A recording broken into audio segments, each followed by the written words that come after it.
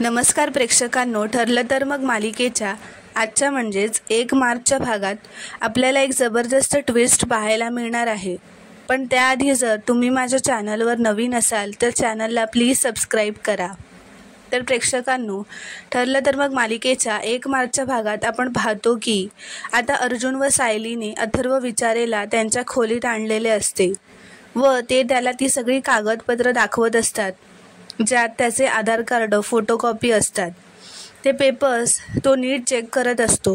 तो म्हणतो खूप घाबरतच असं म्हणत असतो की ही सगळी माहिती माझीच आहे, ही सगळी कागदपत्र माझीच आहेत, फक्त आधार कार्डावर पत्ता भलताच आहे आणि आधार कार्डाचा 1 डिजिट वेगळा आहे. तर तो अर्जुनला खूप अस्वस्थ व घाबरत विचारतो की तुम्ही असं म्हणताय की ही सगळी माझी कागदपत्र गुन्ह्यासाठी वापरली आहेत. तर अर्जुन म्हणतो टेक्नॉलॉजीचा वापर करून काहीही बदलता येऊ शकतं, मग अगदी तो नंबरसुद्धा. सायली म्हणते तुमचा फोटो, चेहरा, नाव सगळं काही खोट्या गुन्ह्यासाठी वापरलं गेलं आहे. तर अथर्व विचारे खूपच घाबरलेला असतो, त्याला खूप घाम आलेला असतो. तो म्हणतो काय, असं तो जोरातच विचारतो. तो म्हणतो की अहो, माझं शिक्षण कमी आहे म्हणून मी मिळेल ते काम करतो. अन्नपूर्णा ट्रस्टसाठी कधीतरी समाजसेवा म्हणून काम करतो, पण आता खोटी कागदपत्र सादर केली म्हणून कोर्टाने मला शिक्षा केली तर, असं तो खूप घाबरतच विचारतो. त्यावर आता सायली म्हणते अहो, काळजी करू नका, सुदैवाने तुमची ओळख ॲडव्होकेट अर्जुन सुभेदारांशी झाली आहे आणि ज्यांना अर्जुन सुभेदारांची साथ असते ना, त्यांना कधीच काळजी करण्याची गरज नसते. तेव्हा अथर्व विचारे म्हणतो खूप डेंजरस माणसं आहेत, ही काहीही करू शकतात. तर अर्जुन म्हणतो हो, ही माणसं आहेतच डेंजरस, पण त्या लोकांचा खरा चेहरा जगासमोर येईपर्यंत तू आमच्या प्रोटेक्शनमध्ये आहेस, तुला काही होणार नाही, रिलॅक्स. असं म्हणत आता अर्जुन चैतन्यला फोन लावतो व त्याला डायरेक्ट घरी आल्यावर त्याच्या खोलीत बोलावतो. तर इथे दुसरीकडे महिपत व साक्षी या दोघांचा मात्र खूप संताप होत असतो, कारण जोशी हा महिपतचा फोनच उचलत नसतो. महिपत जोशीला पुन्हा पुन्हा फोन करत असतो, पण जोशी काही महिपतचा फोन उचलत नाही, म्हणून महिपतला खूप राग आलेला असतो. साक्षी महिपतला शांत करण्याचा प्रयत्न करत असते. महिपत म्हणतो तो फोन उचलत नाही म्हणजे काहीतरी प्रॉब्लेम हा नक्कीच आहे. त्यावर साक्षी म्हणते जर काही प्रॉब्लेम असेल ना, तर आपल्याला हे सगळं खूप शांतपणे हँडल करायला लागेल. तर ती आता लगेचच तिच्या माणसांना फोन करते व म्हणते तो जोशी त्याच्या ऑफिसमध्ये आहे की नाही ते बघा आणि मला लगेच फोन करून सांगा. तर आता महिपत रागातच तिच्याकडून तो फोन काढून घेतो व रागातच म्हणतो की फक्त बघू नका, तो जोशी जिथे असेल ना तिथून त्याला उचलून गाडीत भरून घेऊन या. तर आता साक्षी पुन्हा महिपतकडून फोन काढून घेते व रागातच म्हणते की अण्णा, काय करताय तुम्ही, तुम्हाला कळतंय का, हा जोशी ना आपल्या कामाचा माणूस आहे, याच्याशी असं वागून चालणार नाही. ती फोनवर त्या माणसांना सांगते की त्या जोशीला सांगा की महिपत शिकरे चिडलेत, त्याला तिथून इथे येण्यासाठी एवढंच कारण पुरेसं आहे, असं ती रागातच फोनवर सांगते. त्याला त्या दुसरीकडे चैतन्य घाईतच अर्जुनच्या खोलीत येतो. तो अथर्व विचारेला बघताच खूप शॉक होतो व म्हणतो अर्जुन, मला चिमटा काढ. तर अर्जुन म्हणतो हो, तुला भास होत नाही आहे, हा खरंच अथर्व विचारेच आहे, मीट मिस्टर अथर्व विचारे, असं तो त्याची ओळख करून देतो. तेव्हा चैतन्य खूपच खुश होतो. तो म्हणतो सायली वहिनी, तू कायम म्हणतेसच ना की विजय नेहमी सत्याचाच होतो. आता अथर्व विचारेला कोर्टात बघून साक्षी आणि महिपतचा चेहरा काय पडणार आहे. तर अथर्व मात्र खूपच कन्फ्यूज असतो. कोर्टात, असं तो विचारतो, मला कोर्टात काय यावं लागणार आहे. तर सायली म्हणते तुम्ही नका काळजी करू, अर्जुन सर तुम्हाला सगळं समजावून सांगतील. त्यावर चैतन्यही म्हणतो तुम्ही काळजी करू नका, तुम्ही आता एका ग्रेट लॉयरच्या ताब्यात आहात, तो तुम्हाला काहीही होऊ देणार नाही. तर आता अथर्व विचारे खूपच घाबरत म्हणतो की म्हणजे मला काही होऊ शकतं का, हो, माझा काही दोष नाही आहे हो. तर अर्जुन म्हणतो शांत व्हा, काही होणार नाही, पण ज्या माणसांनी त्यांच्या स्वार्थासाठी तुमची आयडेंटिटी वापरली आहे ती माणसं कोणाचा जीवही घेऊ शकतात. हे ऐकून अथर्व आता खूपच घाबरतो. तर इथे दुसरीकडे प्रिया व प्रतिमा सुभेदारांकडे महाशिवरात्रीच्या पूजेसाठी आलेले असतात. पूर्णाजी विचारते रविराज नाही आला तर प्रिया म्हणते, बाबा नाही आले पूर्णाजी. आम्ही त्यांना समजावण्याचा खूप प्रयत्न केला, पण लग्नात जे झालं ते विसरणं त्यांना अशक्य झालंय. तेव्हा अश्विन म्हणतो, तू आम्हाला कसं माफ केलंस ग, हे तुझं तुलाच माहिती. त्यावर पूर्णाजी म्हणते, आजचा सण माझ्यासाठी अपूर्णच आहे, असं म्हणत ती तिथून निघून जाते. तर आता प्रिया अश्विनला म्हणते, बाबा नाही आले पण मी मात्र तुझ्या निमंत्रणाचा मान ठेवून आले. त्यावर अश्विन म्हणतो, मला माहिती आहे तन्वी, या घरात येणं तुझ्यासाठी सोपं नाही आहे, पण तू एक स्ट्रॉंग आणि ब्रेव्ह मुलगी आहेस, तरी तू माझ्यासाठी आलीसच. खरंच खूप थँक्यू. ती त्याचा हात धरतच म्हणते, मी खूप वीक झाले होते, पण तू ना मला हळूहळू उभं राहायला शिकवतोयस. तर आता इथे सायली व अर्जुनने अथर्वला सगळी गोष्ट सांगितलेली असते मधुबाऊंच्या केसबद्दल. त्यावर अथर्व म्हणतो, म्हणजे ती माणसं इतकी भयानक आहेत की त्यांनी आश्रमात जाऊन एका व्यक्तीचा खून केलाय. अर्जुन म्हणतो, आणखी खूप काही केलंय त्या माणसांनी आणि म्हणूनच त्यांचा खरा चेहरा कोर्टासमोर येऊ द्यायचा आहे. त्यावर अथर्व म्हणतो, मला कसं जमणार आहे हे, मी अगदी नाकासमोर चालणारा माणूस आहे, मला कोर्टाची पायरी चढायला भीती वाटणार आहे. त्यावर चैतन्य त्याला सांगतो, अहो कोर्ट हे न्याय मिळवून देण्यासाठी असतं, घाबरायचं नाही काही त्यात.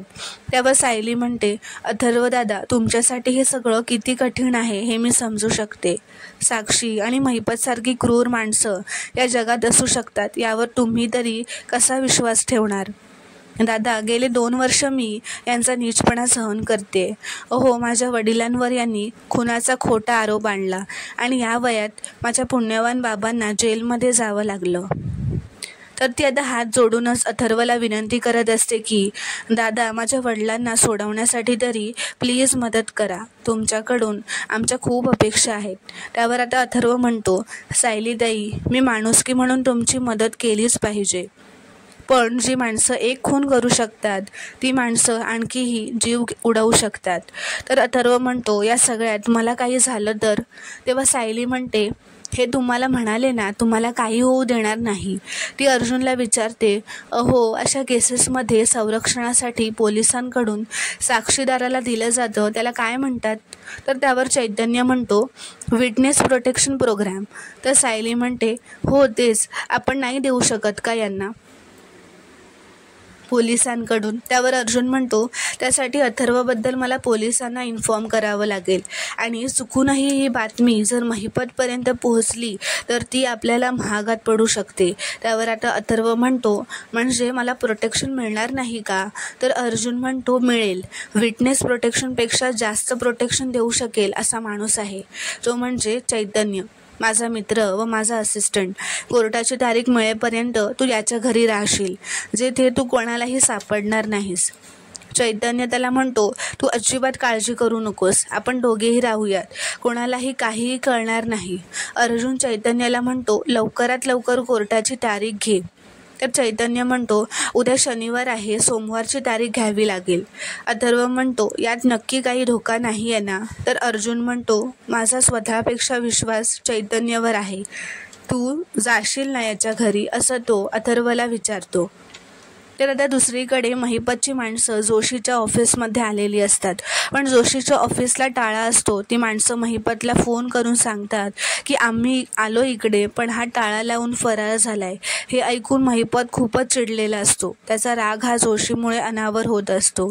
तर इथे दुसरीकडे सुभेदारांच्या घरी आता प्रतिमा ही पूर्णाईच्या खोलीत येते व पूर्णाजीला विचारते, आई तुम्ही चिडलायत का माझ्यावर. तर पूर्णाजी हसतच म्हणते, आई कधी मुलीवर चिडते का गं, चूक तुमची नाही आहे, आमचीच आहे आणि त्याची शिक्षा रविराज देतायतच. तर प्रतिमा विचारते, शिक्षा. त्यावर पूर्णाजी म्हणते, आज पूजेला रविराज आले नाही, हे शिक्षेपेक्षा कमीच आहे का गं. तर प्रतिमा म्हणते, त्यांचा राग तुम्हाला माहिती आहे पूर्णाजी, तुम्हाला ते सख्ख्या आईपेक्षा जास्त मानतात, तुमच्यावर ते फार दिवस नाही रागावणार. पूर्णाजी म्हणते, माझी नाती टिकून राहावी म्हणून आयुष्यभर झगडले मी, आणि आता जावयाचं तोंड एकीकडे आणि नातवाचं तोंड एकीकडे, घरात फक्त वाद भांडणं जे कधीही संपणारच नाही असं वाटतं. तर प्रतिमा पूर्णाजीचं सांत्वन करत म्हणत असते, संपतील, नक्की संपतील पूर्णाजी. तर पूर्णाची म्हणते, पण त्याआधी नाती कायमची तुटली तर? त्यावर प्रतिमा, असं कसं होईल पूर्णाई? या घरातली नाती ही इतकी तकलादून आहेत का? त्याची मुळं खूप कणखर आहेत. कितीही मोठं वादळ येऊ दे, पाय रोवून उभी राहतील, असं ती पूर्णाईला सांगते. पूर्णाई म्हणते, ही वादळं शमण्याची काही चिन्ह दिसतच नाही आहेत मला तर. प्रतिमा म्हणते, आपण संयम ठेवायला हवा. माणसं बदलत नाहीत, फक्त परिस्थिती बदलते. पण परत चांगले दिवस येतीलच. तुमची सगळी माणसं तुमच्याबरोबर असतील. पूर्णाई. पूर्णाजी म्हणते, महादेवा, प्रतिमा म्हणते तसंच होऊ देत. माझी नाती पूर्वीसारखी होऊ देत. आजच्या दिवशी माझी तुझ्याकडे हीच प्रार्थना आहे, एवढी पुरी कर. तरी ते अर्जुनच्या खोलीत अथर्व म्हणतो, सायलीताई, तुम्ही तुमच्या वडिलांबद्दल जे मला सांगितलं त्याबद्दल मला वाईट वाटलं. शिखरेसारखी माणसं समाजाला लागलेली कीडच आहेत आणि ती काढायला जर मला खारीचा वाटा उचलायला लागला ना, तर तो मी उचलायलाच हवा. तो म्हणतो, माझ्या सामान्य आयुष्यात असं कधी झालं नाही आहे, त्यामुळे मला विचार करायला थोडा वेळ द्या. अर्जुन म्हणतो, सध्या तू चैतन्याच्या घरी जा, तिथे हवा तेवढा विचार कर, तुला काहीही होणार नाही, सो रिलॅक्स. त्यावर चैतन्य म्हणतो, माझं घर छोटं आहे, पण आवडेल तुला. तिथे आपण 2 दिवस राहू. तुम्ही काही काळजी करू नका, तुमचंच घर असल्यासारखं राहा. तर आता अथर्व चैतन्याच्या घरी जाऊन राहण्यासाठी तयार होतो व तेथून ते चौघंही निघून जातात. तर आता हे चौघंही हळूच लपूनच कोणालाही दिसणार नाही असे घराबाहेर पडतात. बाहेर आल्यावर सायली अथर्वला म्हणते, दादा, तुम्ही यावर विचार करायला वेळ घ्या, पण आम्ही जे सांगतोय त्याचं गांभीर्य प्लीज लक्षात घ्या. अर्जुन म्हणतो, साक्षीने आपल्या गेलेल्या आईच्या चारित्र्यावर शिंतोडे उडवले, त्यामुळे अशा व्यक्तीला शिक्षा व्हायलाच हवी. सायली म्हणते, जर तुम्ही आम्हाला कोर्टात मदत नाही केली ना, तर साक्षी खोटी आहे हे नाही सिद्ध होणार आणि माझे मधुभाऊ पण नाही सुटणार. तर आता प्रियाला कोणाचा तरी फोन येत असतो, पण नेटवर्क नसल्यामुळे ती फोन घेऊन बाहेर येते, जिथे अथर्व, सायली, अर्जुन व चैतन्य बोलत उभे असतात. अथर्व म्हणत असतो, मला पण सगळं कळतंय, पण मला पण तुम्ही समजून घ्या हो. असं कुठलाही निर्णय घेणं अवघड आहे. तर आता प्रियाचा फोन ठेवून होतो तेव्हा तिचं लक्ष ह्या चौघांकडे पडतो व अर्जुनचं लक्ष प्रियाकडे पडतं. तर आता चैतन्य म्हणतो, ही आता इथे का येते प्रिया पुढे ते काय बोलतायत हे बघायला येते. पुढे येत असते. सायली म्हणते, हिने जर अथर्वला ओळखलं तर प्रॉब्लेम होईल. तेव्हा अर्जुन म्हणतो, साक्षीकडे जे खोटे पेपर्स व फोटो आहेत ते प्रियाला माहिती नसणार, डोंट वरी. तर प्रिया पुढे येते व विचारते, बाकीचे सगळे घरात पूजेजवळ आहेत, मग तुम्ही इथे काय करताय? त्यावर अर्जुन म्हणतो, माझ्या घरात मी कुठे उभं राहायचं यासाठी परमिशन लागेल का आता? तर प्रिया म्हणते, नाही रे, तू लग्न करताना पण कुठे माझी परमिशन घेतली होतीस? तेव्हा प्रिया म्हणते, एवढा स्पेशल पाहुणा कोण आहे हा, ज्याला सोडायला तुम्ही इथपर्यंत आलाय? तर सायली म्हणते, मित्र आहेत यांचे, त्यांना सोडायला आलोय. त्यावर सायली म्हणते, आणि काय गं, आम्ही काय करतो याच्याशी तुला काय लेणं देणं? त्यावर प्रिया म्हणते, तुम्ही काय करता याच्याशी घरच्यांनाही काही लेणं देणं नाही आहे, कारण घरात तुमच्यासाठी जागाच नाही आहे, म्हणून तर बाहेर असे तरंगताय. हे ऐकून अर्जुनला खूपच राग येतो, चैतन्यालाही राग येतो, सायलीला सगळ्यांनाच राग आलेला असतो. प्रिया म्हणूनच मला तुमची खूप दया येते असं म्हणते. त्यावर सायली म्हणते, तुझी दया तुझ्याकडेच ठेव, आमच्या घरातल्या पूजेत आमच्या माणसांसमोर शोभा नको. ती म्हणते, इथे थांबण्यात मलाही काही इंटरेस्ट नाही आहे, ते तर रेंज नव्हती म्हणून बाहेर थांबले होते, पण नेमका फोन कट झाला, असं म्हणत ती आता निघून जाते. चैतन्य म्हणतो, नशीब या प्रियाला अथर्वचा चेहरा माहिती नाही आणि तिने आपलं काही बोलणं पण ऐकलं नाही, असं चैतन्य म्हणतो. अथर्व विचारतो, त्या ताई कोण होत्या? त्यावर अर्जुन म्हणतो, ते सोड, त्या ताईपासून लांब राहायचं आणि आता सोमवारपर्यंत तू घरातच राहायचं. तुझं कोर्टात येणं हे सगळ्यांसाठी चांगलं आहे आणि तुझ्यासाठी सुद्धा, असं म्हणत ते आता निघतात.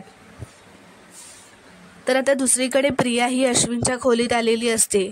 तर अश्विन त्याच्या खोलीत नसतो, तर ती एकटीच त्याच्या खोलीत फिरत असते. लवकरच ही खोली माझी होणार असं मनातच म्हणत असते. फक्त मला माझा ट्रॅप थोडा घट्ट करावा लागणार आहे. तर आता अश्विन खोलीत येतो. तर आता प्रिया तिचं खोटं नाटक करत त्याला सांगते की काल ना मी जरा घसरून पडले तर माझ्या हाताला जरा दुखतंय. तर तो म्हणतो, दाखव, कालच्यापेक्षा आज दुखणं कमी आहे का, असं तो तिचा हात बघतच विचारत असतो. ती म्हणते, नाही, आज जास्त दुखतंय. तर तो म्हणतो, काही खूण पण दिसत नाही आहे गं. तर ती म्हणते, खूप दुखतंय. तर तो म्हणतो, बस मी बँडेज लावून देतो.